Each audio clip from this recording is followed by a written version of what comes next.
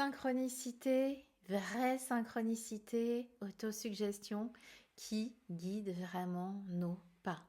C'est vraiment une vidéo que j'avais envie de faire pour vous donner mon point de vue sur que sont les vraies synchronicités, quand est-ce que l'autosuggestion laisse de la place à la synchronicité, jusqu'où elles sont réelles, comment savoir si c'est pas simplement notre mental qui projette ce qu'il veut voir. Ça va être une vidéo particulièrement difficile à faire parce qu'il faut bien prononcer le mot synchronicité. Mais qu'est-ce que c'est que ça, une vraie synchronicité? Carl Jung, mon pote, a défini la synchronicité comme étant la coïncidence significative de deux événements sans lien de causalité apparente, mais qui vont prendre un sens pour l'observateur. On est presque dans la physique quantique. La clé ici, ça va être le sens perçu qui n'est pas juste une coïncidence, comme ça, de deux choses, mais vraiment quelque chose qui va résonner intérieurement, souvent qui va venir comme une confirmation ou une guidance. Ma salade, je vous invite à regarder ma vidéo précédente sur la puissance des pensées. Je vous la mets en barre d'infos. Il faut également que ces deux événements soient sans lien de causalité apparente. Et à la fin de cette vidéo, je vais vous donner un exemple qui m'est arrivé dans mon expérience personnelle et qui, de mon point de vue, illustre parfaitement ce propos. Mais avant de voir cela, je voudrais vous parler de l'autosuggestion qu'on oublie souvent. Mais l'autosuggestion, c'est quoi? C'est quand le mental prend les commandes. Si l'on cherche un signe à tout prix, notre cerveau est vraiment très fort pour nous en fabriquer. On appelle ça un nom, ça s'appelle le biais de confirmation. C'est-à-dire qu'on va sélectionner inconsciemment les informations qui vont aller exactement dans le sens de ce que l'on veut croire. On s'auto-persuade. C'est ça le biais de confirmation. Je vous donne un exemple. Un exemple très fréquent. Imaginez quelqu'un qui cherche l'amour et qui croit à la théorie des flammes jumelles. Il y en a des tonnes.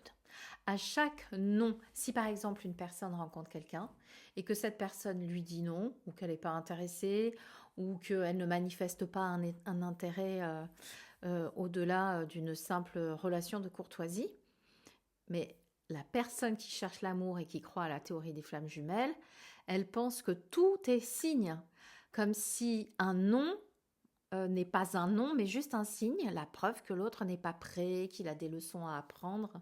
Mais au fond, quand on te dit non, c'est juste non. C'est pas un message caché de l'univers. Alors l'exemple, il est peut-être un peu cruel, mais j'ai vu ça tellement de fois. Et parfois, notre cerveau, il cherche des signes là où il n'y en a pas. Simplement parce que on veut y croire. Alors du coup, le travail, c'est comment distinguer une vraie synchronicité d'une projection mentale. Je vous propose quelques petits critères qui sont du discernement de base. Mais vous le savez, quand on a affaire à notre cerveau qui est très puissant, c'est bien de rappeler ses bases. La toute première chose, c'est le détachement. La synchronicité qui va être forte, elle se produit souvent quand on ne la cherche pas. Voilà. Elle arrive, bam, comme un coup de poing. Et ça me permet d'arriver au deuxième point, le deuxième critère qui va être l'intensité émotionnelle. Parce que la vraie synchronicité, ça va créer quelque chose de profond, comme une évidence. C'est pas juste intéressant. Ah tiens, ouais, non, c'est viscéral. Le troisième critère pour moi, c'est la répétition inhabituelle. Une répétition inhabituelle des mêmes informations, c'est peut-être aussi une synchronicité, mais là encore, je suis hyper prudente et je vous donne pour exemple les heures miroirs que chacun d'entre nous voyons de plus en plus fréquemment. Et si ça nous parle d'alignement ou peut-être d'un message comme quoi on n'est pas tout seul et que tout va bien, il y a quand même beaucoup de personnes qui vont extrapoler. Je reprends mon histoire de flamme jumelle. Ah, machin m'a envoyé un message que j'ai reçu à 22h22.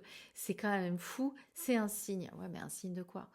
Enfin voilà. Donc la répétition inhabituelle, il faut aussi la mettre dans son contexte. discernement toujours. Et le dernier critère, pour moi, qui nous permet de discerner si c'est une vraie synchronicité, ça va être l'effet déclencheur, le trigger.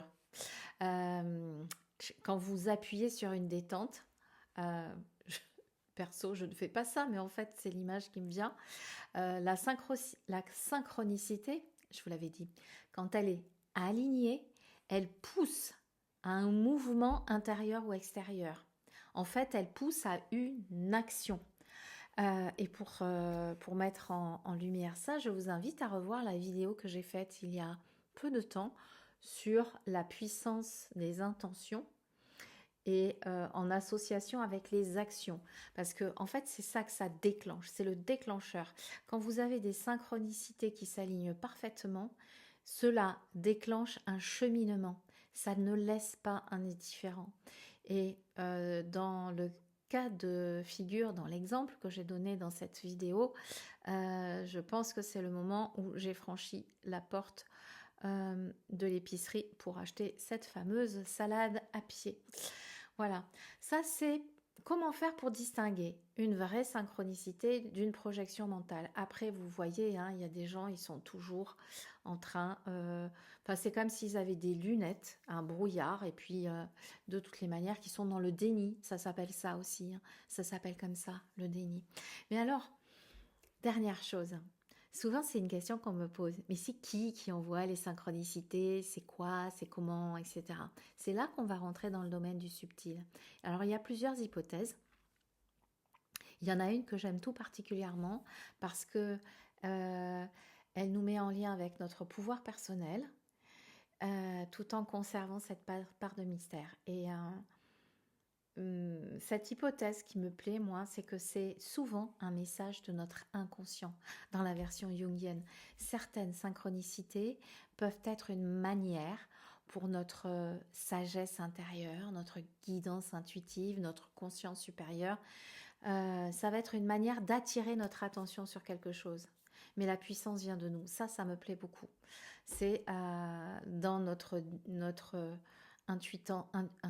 intuition divine. Euh, et c'est vrai que pour ma part, dans mes croyances, donc ce ne sont que des croyances, la plupart des synchronicités sont des messages de notre inconscient supérieur. D'où ça vient également, ça peut être un parfait alignement énergétique. On a dans la vie des moments où l'on se sent parfaitement droit, aligné, en clair ressenti. On fait ça, on trouve cet alignement parfait. Et lorsqu'on est en phase avec un changement profond, lorsqu'on ne nous c'est pas, vous voyez, je vous prends un exemple. Une personne veut changer de travail parce qu'elle est profondément en souffrance dans son travail, par exemple, ou etc. Et du coup, elle va trouver plein de pistes qui vont lui dire ah non mais il faut que je change. C'est pas ça être en phase avec un changement profond. C'est au-delà de la souffrance. C'est un appel de l'âme cet alignement énergétique. Et quand on est en phase avec ce changement profond, c'est là où la vie répond. Et c'est comme si elle est en phase entre notre intention et l'univers. Voilà pour moi ce que c'est qu'un alignement énergétique qui peut mettre sur notre chemin des synchronicités. Et enfin, la dernière hypothèse pour qui on voit vraiment les synchronicités, celle que je trouve poétique, lumineuse et qui me convient aussi, c'est que nous recevons une guidance extérieure en fonction des croyances et des ouvertures de conscience de chacun. Ça peut être des messages de guide, d'anges, d'archanges, de forces supérieures qui nous accompagnent. Et ça, je vous laisse voir ce qui résonne pour vous. Et enfin, je me suis posé une dernière question sur ce sujet avant de vous partager mon expérience personnelle. C'est est-ce qu'il est toujours bon de suivre les synchronicités? Est-ce qu'il faut suivre une synchronicité?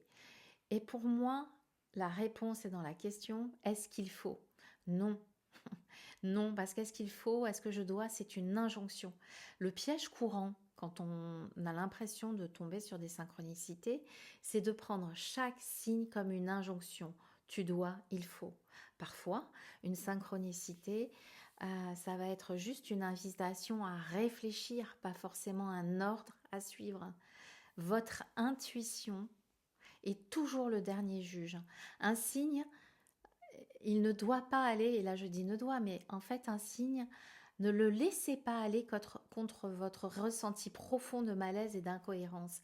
Je vous ai présenté un livre il y a quelque temps de Émilie Schaffer qui propose un témoignage de vie où elle parle d'une synchronicité à l'emmener vers un voyage spirituel, etc. Et tout était en place et tout en fait était un signe pour qu'elle n'y aille pas.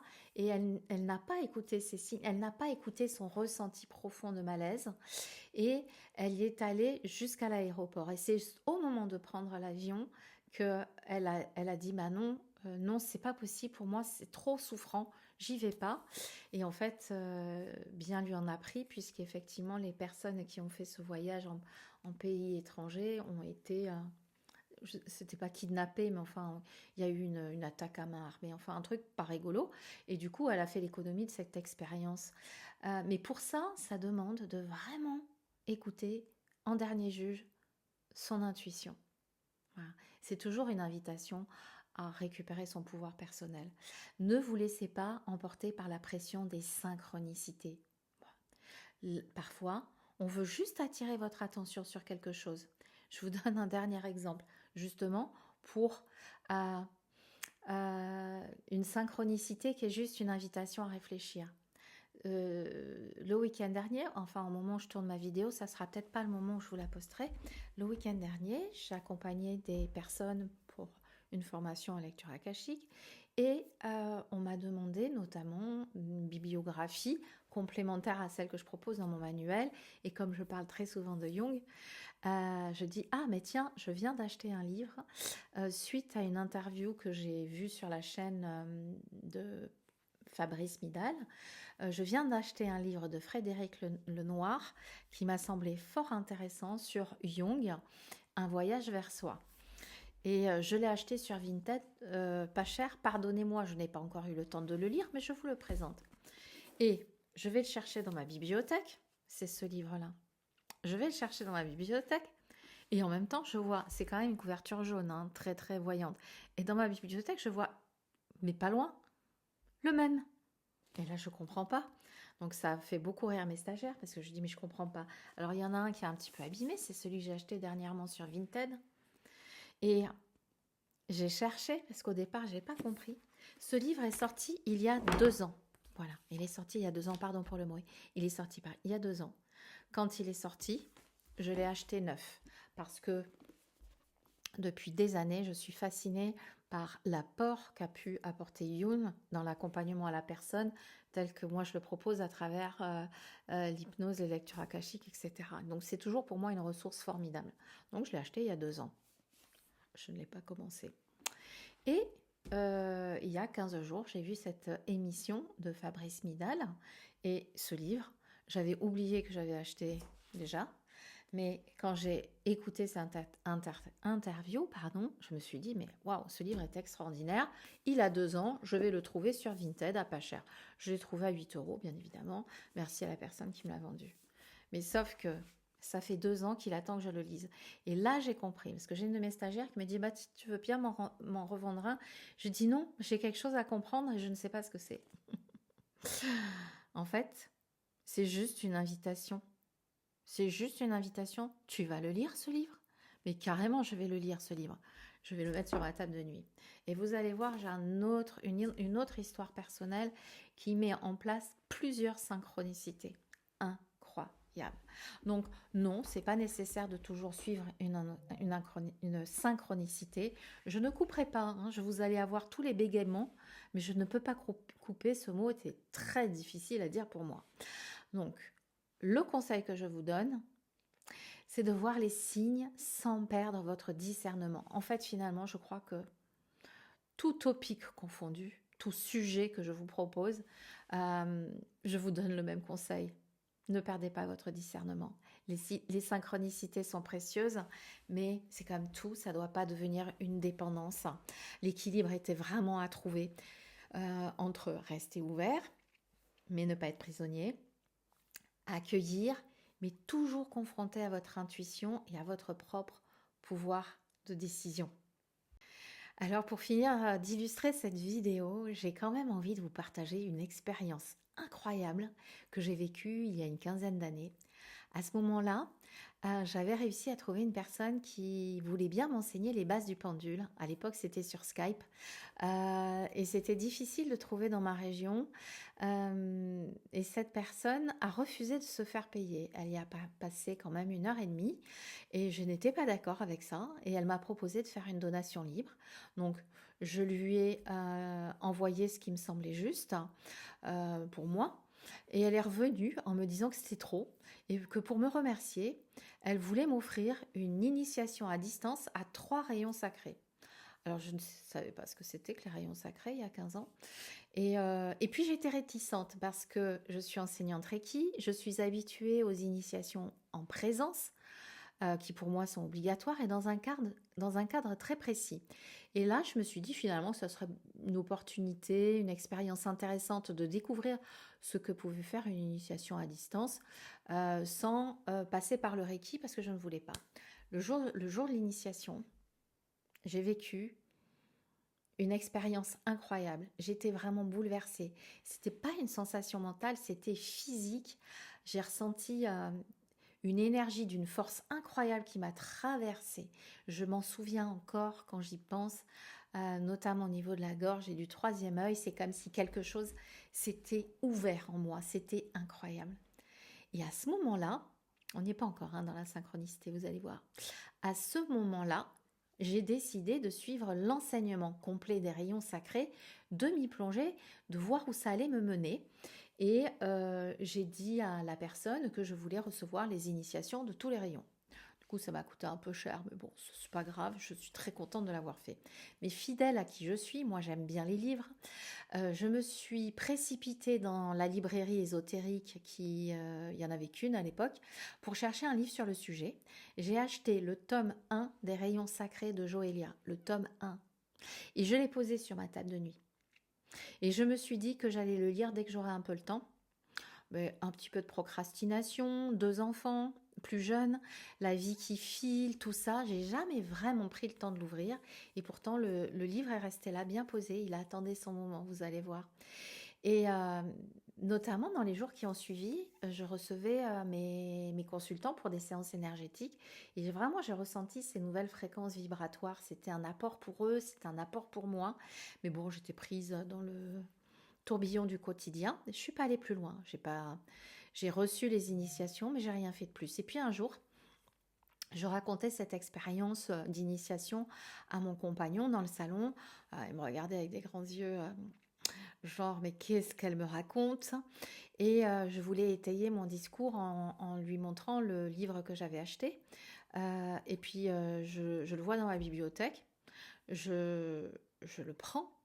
C'est la même couleur, mais là je suis hyper surprise parce que c'est le tome 2 du livre que j'avais acheté. Je suis quand même étonnée et je me dis, mais attends, j'ai acheté le tome 1, là c'est le tome 2. Je dis, je me suis trompée, j'ai acheté le tome 2. Mais quand même, je vais dans ma chambre, je vérifie et effectivement, dans ma pile de bouquins en retard, le tome 1 est toujours là, sur ma table de nuit. Mais le tome 2, et qu'est-ce qu'il fait là? Parce que j'ai effectivement 2 livres. Alors là, c'est pas le même, hein. C'est le tome 1 et le tome 2. Ils sont chez moi, ils sont pas dans mon bureau, je peux pas vous les présenter. Mais c'est juste incroyable. Peut-être que je vous les mettrai en miniature si je monte cette vidéo après coup. Je me demande pourquoi il est là le tome 2. J'ai 2 livres et je sais très bien que je n'en ai acheté qu'un. Je prends donc le tome 2 et j'ouvre le livre et je trouve une note à l'intérieur qui parle d'un enseignement à transmettre et c'est aussi un reçu de paiement qui date de bien des années auparavant. Et là, je me rappelle que ma mère était allée dans une brocante, mais encore 10 ans avant. Et elle avait acheté tout un pack de livres avec notamment un livre sur la rayonnance sacrée, le tome 2, et 4 ou 5 tomes de livres de Crayon, dont je parle aussi souvent. Ce reçu, il venait de ma mère.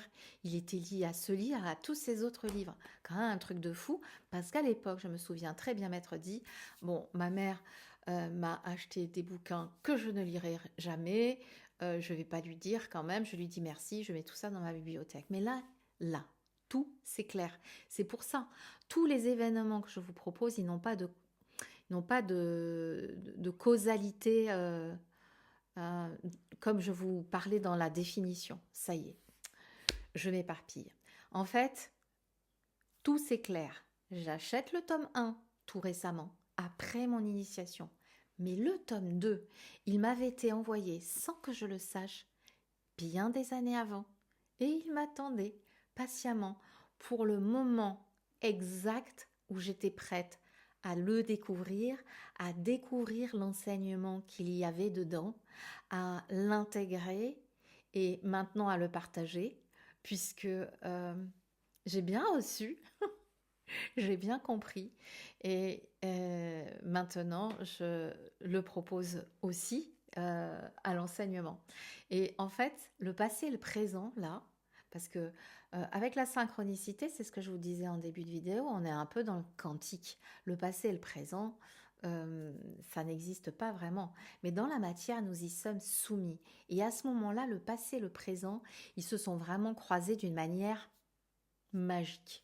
Mais c'est comme si l'univers avait orchestré un timing précis pour m'offrir dans ma bibliothèque, pas sur un plateau d'argent, mais pas loin, ce que j'étais en mesure de comprendre au moment où moi j'étais prête à l'accueillir.